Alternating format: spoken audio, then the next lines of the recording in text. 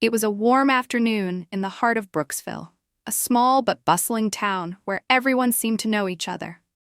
9-year-old Maya Johnson had just finished her homework and convinced her mom to let her ride her bike to the corner store.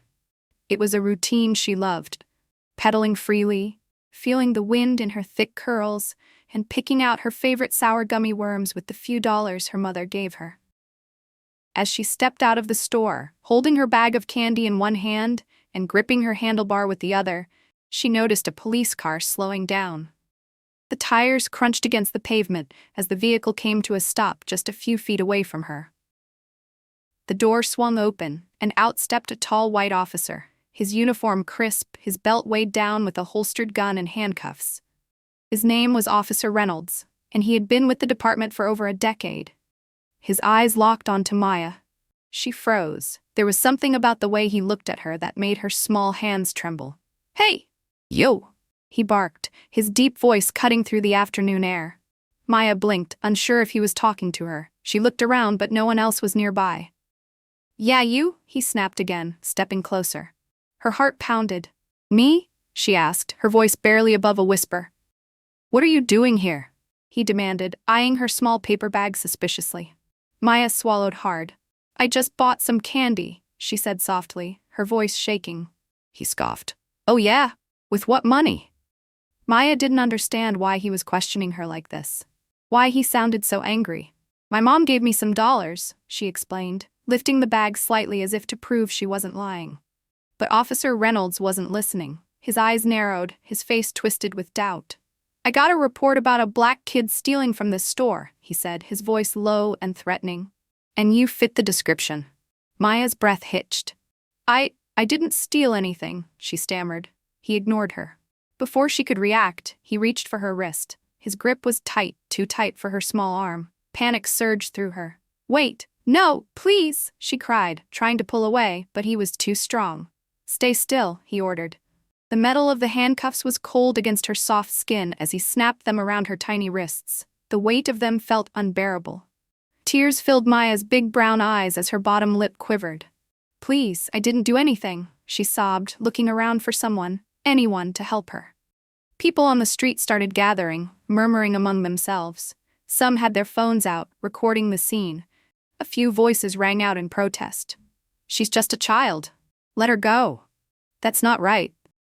But Officer Reynolds ignored them all. He placed his firm hand on Maya's shoulder and began walking her toward the police car. Her little legs could barely keep up, her knees wobbling with fear. Just as he was about to open the back door, another car screeched to a stop a few feet away. The door flew open.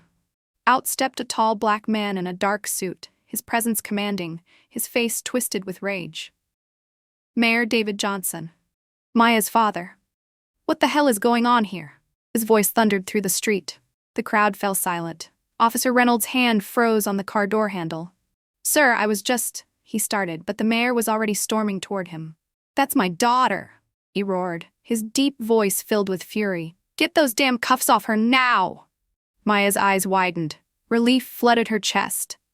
"Daddy," she cried, fresh tears spilling down her cheeks. The officer's face drained of color. His hands shook as he fumbled to unlock the cuffs, finally freeing Maya's wrists. She ran straight into her father's arms, gripping him tightly as sobs racked her small body. Mayor Johnson held her protectively, his body tense with rage. He turned his burning gaze toward the officer.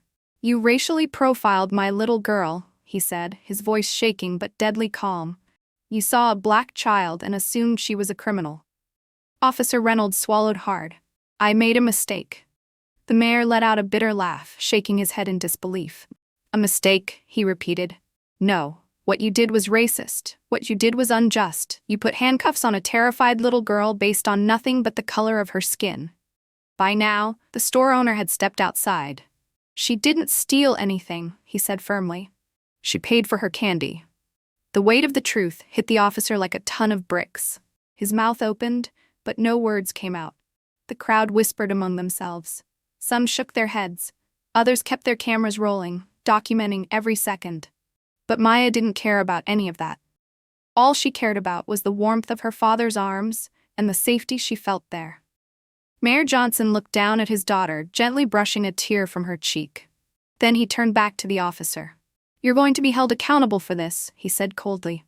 "You won't get away with treating my child, or any black child, like this."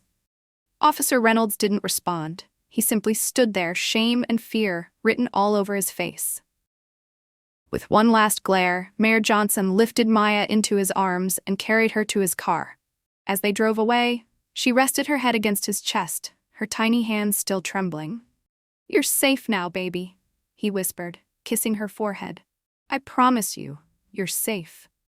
But Maya wasn't sure if that was true. Because in the eyes of that officer, she had never been safe to begin with, and that was something her father was determined to change.